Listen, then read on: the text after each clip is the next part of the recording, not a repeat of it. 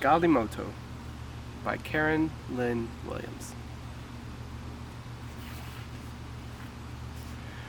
Condi opened an old shoebox and looked inside. These were his things. They belonged to him. Inside the box there was a ball made of many old plastic bags tightly wrapped with string. There was a knife Condi had made from a piece of tin can and a dancing man he had made from dried corn stalks. In Condi's box there were also some scraps of wire. He had been saving the wires for something special. Now he took them and the knife from his box. "I shall make a Galimoto," Condi told his brother Ufulu. Ufulu laughed. "A boy with only 7 years cannot make such a toy. You don't have enough wire." "I will get enough wire," Condi answered. Condi took his knife and wire scraps and went to the home of his friend, Gift. "I want your wires," Condi told Gift. "I'll give you my knife for them." "Why do you want the wires?" Gift asked. "I want to make a Galimoto," Condi answered.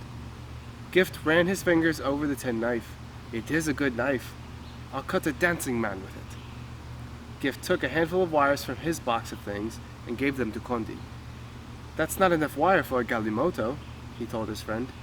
"I will find enough wire," Condi said. Condi put his wires into an old white plastic bag and took them to the shop of his uncle. "Good day, second son of my brother," his uncle greeted him. "How can I help you?"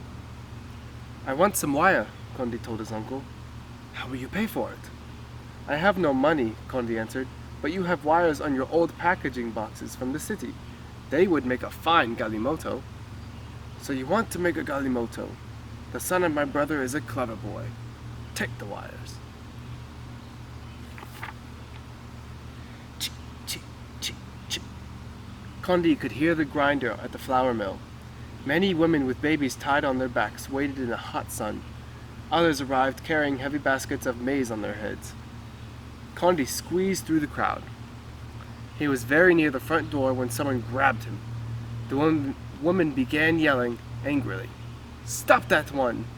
He goes out of turn!" Condi was being pushed and shoved.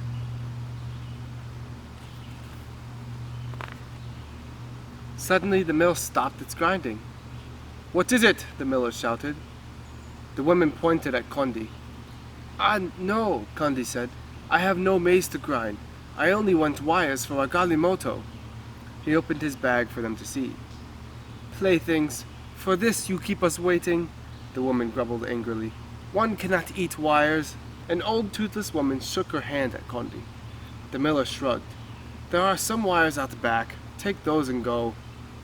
In the back of the mill there was an open door. Inside the door was a pile of old motor parts. There Condi found some very thin wires wrapped in red and yellow and green plastic. "I can scrape the coating off," Condi thought. "These wires will hold my Galimoto together." Still, he did not have enough for a Galimoto.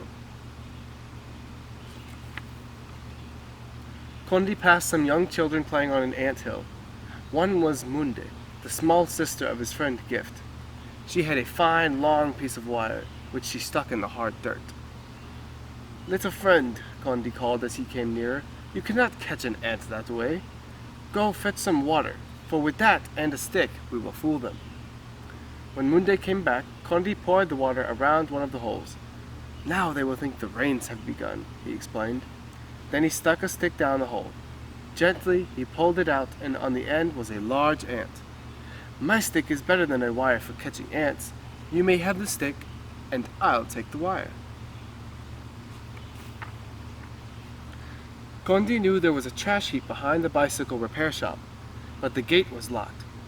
Condi climbed over the fence. In the courtyard, he found some broken, bent spokes from a bicycle. He climbed back over the fence with his bag. "Thief! Help! Police! Thief!" Condi heard a voice call. Children came running from the marketplace. Men came running from the shops. They made a circle around Condi. "Thief! Thief!" they chanted, pointing at Condi.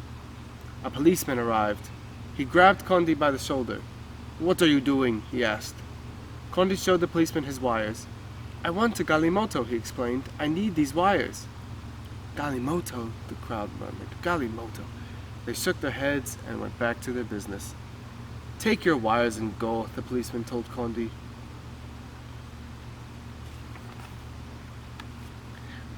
Condi took his wires back to the shade of the red flame trees in his village. Nearby, his mother and sisters pounded their maize. They sang of the hard work they were doing. Condi sorted his wires. There were thick pieces and thin pieces. Some wires were long and some were short. Condi banged the bent and twisted ones with a stone to straighten them. Then he began. The thick wires made the frame.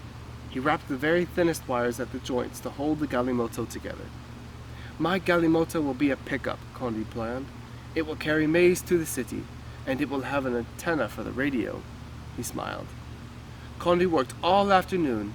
He pounded the strongest wires around the pipe to make the round wheels.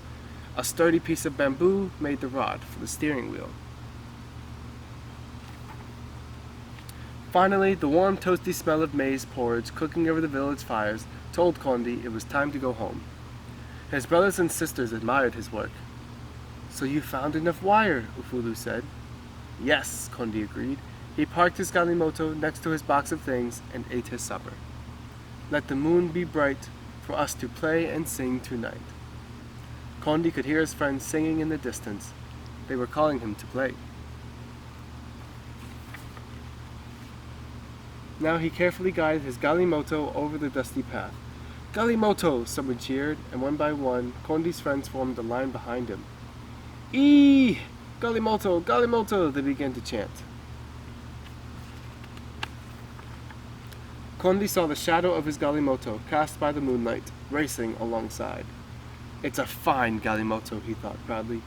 Perhaps tomorrow I shall make my Galimoto into an ambulance or an airplane or a helicopter.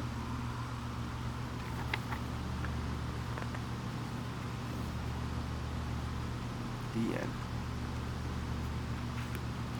Galimoto.